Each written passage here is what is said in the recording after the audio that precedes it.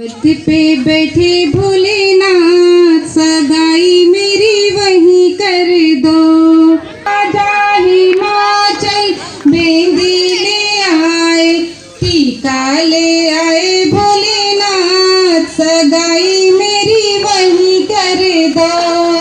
टीका ले आए भोलेनाथ सगाई मेरी वहीं कर दो। पर्वत पे बैठे भोलेनाथ सगाई मेरी वहीं कर दो। राजा हिमाचल झुमकी ले आए, राजा हिमाचल झुमकी ले आए, झाले ले आए भोलेनाथ सगाई मेरी वहीं कर दो। पर्वत पे बैठे भोलेनाथ सगाई मेरी वहीं कर दो। राजा हिमाचल हर वाले आए, राजा हिमाचल हर वाले आए, लॉकेट ले आए भोलेनाथ सगाई मेरी वहीं कर दो। लॉकेट ले आए भोलेनाथ सगाई मेरी वहीं कर दो। पर्वत पे बैठे भोलेनाथ सगाई मेरी वहीं कर दो। राजा हिमाचल कंगना ले आए, राजा हिमाचल कंगना ले आए, चूड़ियां ले आए भोलेनाथ सगाई मेरी वहीं कर दो। चूड़ियां ले आए भोलेनाथ सगाई मेरी वहीं कर दो। राजा हिमाचल पायल ले आए, राजा हिमाचल पायल ले आए, बिछुआ ले आए बैठे भोलेनाथ सगाई मेरी वहीं कर दो। राजा हिमाचल लहंगा ले आए, राजा हिमाचल लहंगा ले आए, चुनरी ले आए भोलेनाथ सगाई मेरी वहीं कर दो। पर्वत पे बैठे भोलेनाथ सगाई मेरी वहीं कर दो। के चली गई गौरा रिझाए गई, मई के चली गई ताला लगा गई की बड़िया में अपना रहूंगी झोपड़िया में। गौरा रिझाए गई, मई के चली गई ताला लगा गई की बड़िया में अब ना रहूंगी झोपड़िया में।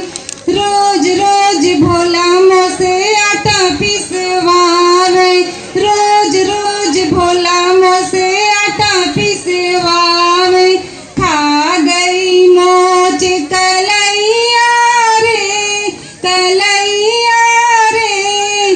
अब ना रहूंगी झोपड़िया में, अब ना रहूंगी झोपड़िया में। गौरा रिझाए गई, मई के चली गई ताला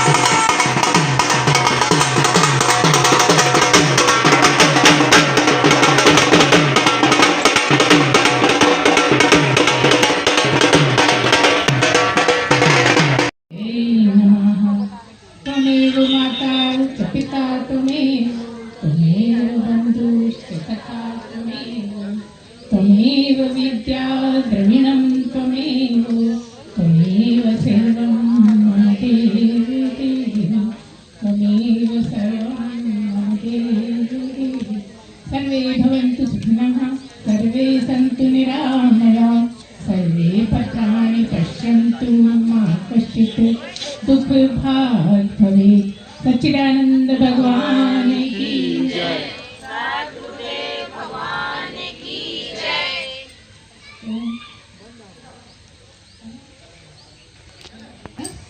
बच्चों को यहाँ भेजो और देख लो। और शिवरात्रि पे हम लोग क्या करते हैं?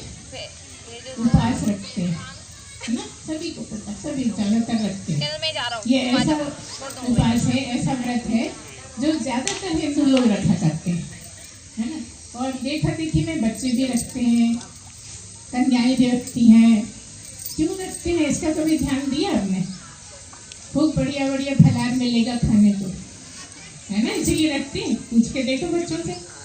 आज तो भैया सब उपवास के पकवान बनने वाले हैं, आज तो हम भी रख लेते हैं। और सारे दिन क्या करते हैं?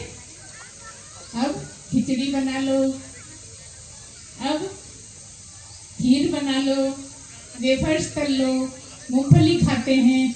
मतलब रोज जो खाते हैं उससे भी ज्यादा सारे दिन खाते रहते हैं, है ना? याद कर लो, ऐसे ही होता है कि नहीं? अच्छा एक बात और हम बता दें, अगर कुछ गलत लगता हो ना तो हाथ उठा के बोल देना कि ये आपने गलत बोला है, ठीक है ना? मन में मत रखना, बिल्कुल खुली छूट है यहाँ पे। हमारे प्रवचन में छूट रहती है, किसी को गलत लग रहा है तो बिल्कुल टोकने के ऐसा तो नहीं होता है आपने ये क्या बोल दिया, ठीक है ना? तो क्या मतलब है? सारे दिन खाते हैं और सारे दिन मस्ती करते हैं, कह रहे आज तो बहुत मजा आ रहा है। कभी भगवान की याद आती है? नाम तो होता है कि शिवरात्रि है, शिवरात्रि है, सारे दिन रखते हो, लेकिन जिसको याद करना कहते हैं वो कभी सोचा आपने किया क्या होता है? याद करना पता है कि कैसे याद किया जाता है? अच्छा ये बता, रात्रि जो कह दिया, दिन भर तो तुम मस्ती कर रहे हो, दिन भर खा रहे हो, और है रात्रि। रात्रि से क्या मतलब है? क्योंकि दिन भर तो तुम खाओगे, मस्ती करोगे, लेकिन रात में मन लगाना है शिव जी में, परमात्मा में, भगवान में। अब ये क्यों बोलते हो भाई कि ये आप परमात्मा ही बोल दे रहे हो, शिव जी भी बोल रहे हो, ये क्या है? क्योंकि असली में शिव जी की, कृष्ण की, राम की पूजा नहीं होती, परमात्मा की ही पूजा होती है। ये परमात्मा क्या है? जो आपके अंदर बैठा है ना, जिसके कारण आप जीवित हो, जिसके कारण आपके सब काम हो रहे हैं, जिसके होने से आप हैं, बस वही परमात्मा। वो दिखता नहीं, वो बोलता नहीं, वो चलता नहीं, वो जाता नहीं, आता नहीं, खाता नहीं, पीता नहीं, कुछ नहीं करता। इसलिए तुम कहते हो मैं खा रहा हूँ, मैं करता हूँ, मैंने ऐसे किया, कहते हो ना? कभी ऐसा लगता है कि कोई और है जिसके कारण मैं हूँ भी कि नहीं हूँ? अच्छा देखो, कई लोग जब खत्म भी हो जाते हैं ना, मर भी जाते हैं, तो दिखते तो रहते हैं। जिसको सारे दिन की मैं कहते रहे, वो दिख रहा है कि नहीं? कौन है वो जो चला गया? वही शिव है, वही परमात्मा है। जो उसको छोड़ के चला गया वो चल है क्या? नहीं, वो तो सब जगह है। जो डेड बॉडी है उसमें भी है, जो कुर्सी पलंग है उसमें भी है, और आप में भी है, सब में है। कौन है? शिव। शिव ही है सब जगह, हर जगह शिव। शिवलिंग क्यों रखते हैं? कि कोई ऐसी जगह जहाँ हम सिर नवा सकें, उसकी प्रार्थना कर सकें, उसकी पूजा कर सकें, इसलिए एक जगह रख देते हैं। जबकि समझने की बात यह है कि वो हर जगह है, कोई भी जगह उसके बिना हो ही नहीं सकती। हर चीज उसी की बनाई हुई है, उसी से बनी हुई है, और वही है। यही समझना मुश्किल है, और हमारा जन्म इसी के लिए हुआ है कि ये समझिए शिव है क्या। अच्छा एक प्रश्न फिर पूछते हैं हम, राम की आप क्या मनाते हो? रामनवमी, ठीक है ना? कृष्ण की क्या मनाते हो? जन्माष्टमी। क्या मतलब है? जन्म के दिन मनाते हो। और शिव जी का जन्म कब हुआ था बताओ? अभी तो हुआ होगा भाई, हैं? शिव जी के जन्मदिन का सोचा आपने कि शिव जी का भी तो कोई बताओ कि वो कब जन्मे? तो शिव जी का जन्म नहीं हुआ, शिव जी का जन्म भी नहीं हुआ और शिव जी मरे भी नहीं, क्योंकि वही परमात्मा है। परमात्मा ही शिव है, शिव ही परमात्मा है। एक आकार बना लिया, एक शिवलिंग बना लिया, एक उनकी रूप बना लिया। रूप में तरह तरह के गहने जो पहनाए उनका भी बड़ा ऊंचा अर्थ है। कान में पहनने की अलग चीजें, बिच्छू, माथे पर गंगा बह रही है। क्यों? किसके मुंह में गंगा बहती? गले में सर्प लिपटे हुए हैं। क्या मतलब है इन सब का? थोड़ा बतला देते हैं। क्या मतलब है? सिर पर गंगा है का क्या मतलब? माथा ठंडा रखिए। आई समझ में? शिव का ऐसे नहीं कि सारा दिन खाते रहो और बस हो गया शिवरात्रि। उसका मतलब भी समझो, उसका ज्ञान मनन भी करो, उसमें डूबने की कोशिश करो कि गंगा क्यों बह रही है। ठंडा रखिए माथा, ये बताते हैं शिव। गले में सर्प क्यों है? कि आप जहर पीना सीख जाओ। अरे वाह, कोई जहर पीना चाहता है क्या? कोई है दुनिया में ऐसे जो जहर पीना? हम आप हमारे क्या कहें, हम पूछे जहर पियोगे? कभी नहीं पियोगे। लेकिन यहाँ जहर किसको कहा है? किसी की भी जो बातें आपको कड़वी लगती हैं, वो नीलकंठ का भी यही मतलब है कि जहर पी लिया। ये तो सब मोटे रूप में जानते हैं कि शिव जी ने, महादेव ने जहर पिया है ना, जानते हैं ना? अच्छा, कितने लोग जानते हैं इस बात? छोटे बड़े सब। जो नहीं जानते वो हाथ नहीं उठाना भैया, है ना? फिर इसने जहर पी लिया, फिर नीला है तो पेट नीला होना चाहिए ना, गला नीला क्यों? जहर पी के जहर को रोकना जिसको आ जाए, कड़वी बातें सुनकर आप पेट में मत ले जाइए, यही रोक लीजिए। क्योंकि जब पेट में ले जाओगे तो आप भी कड़वी बातें बोलोगे, आप भी गलत बातें बोलोगे, है ना?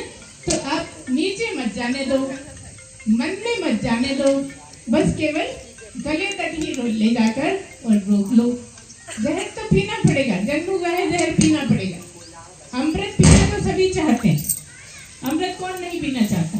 अच्छा, मरना कौन चाहता है?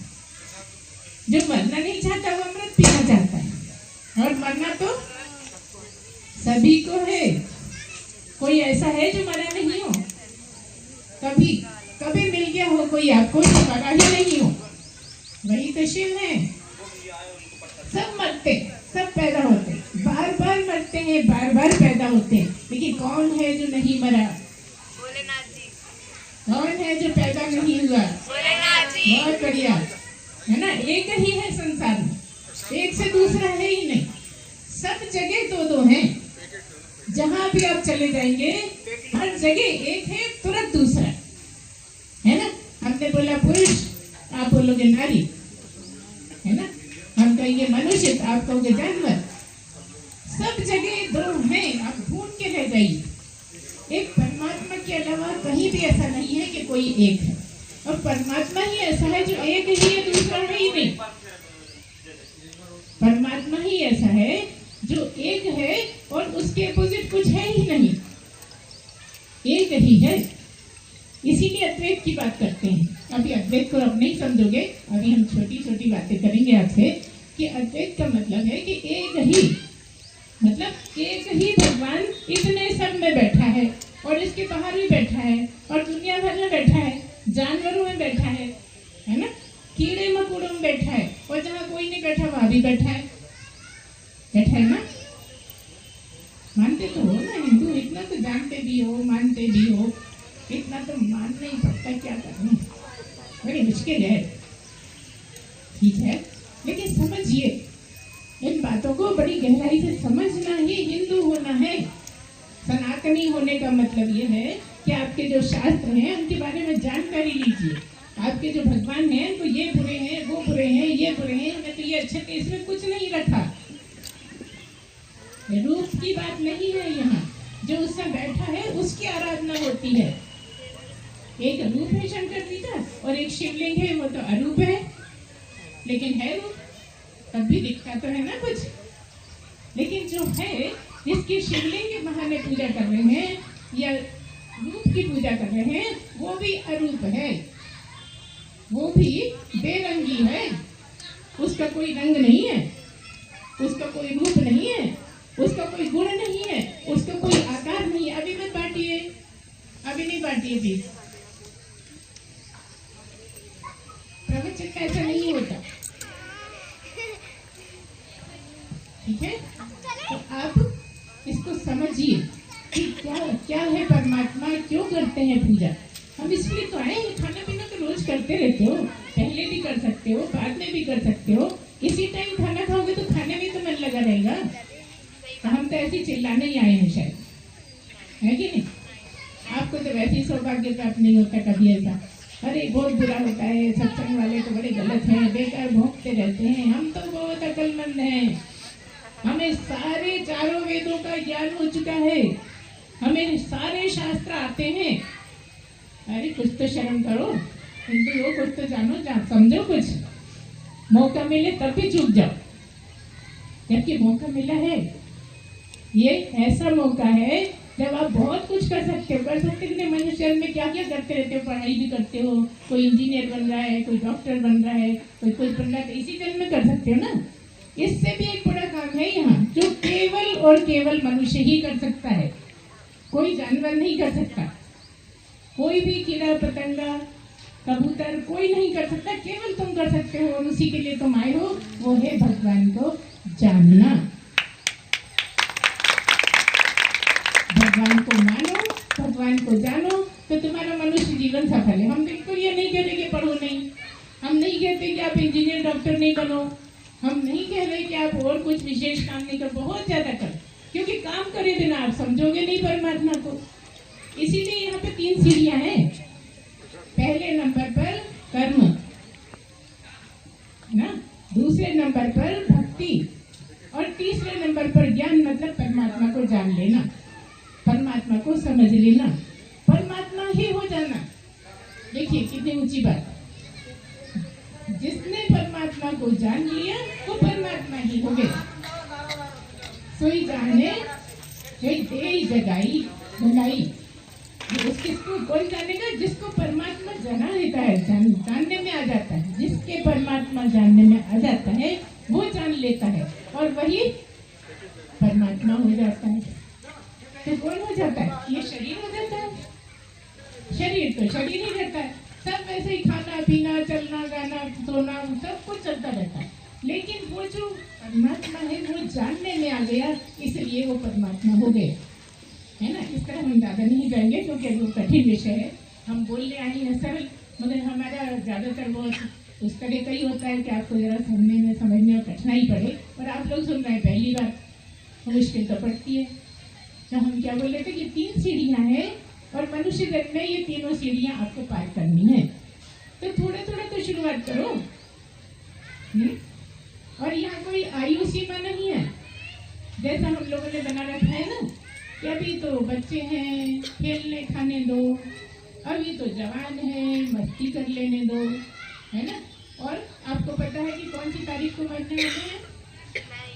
किस किस को पता है कि हम तो कौन से दिन जाने वाले हैं? और फिर मनुष्य जन्म मिल जाएगा इतनी आसानी से? नहीं। जो अभी मिला है तो उसका उपयोग तो करना है ना। कहीं जानना है, समझना है, अभी थोड़ा बहुत तो करिए, पढ़ना भी जरूरी है लेकिन ये करना भी जरूरी है। सब कुछ करते हुए इसको समझना है।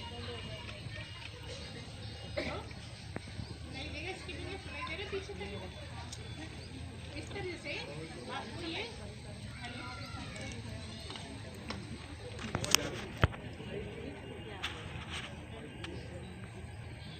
देखो ये क्या करना है।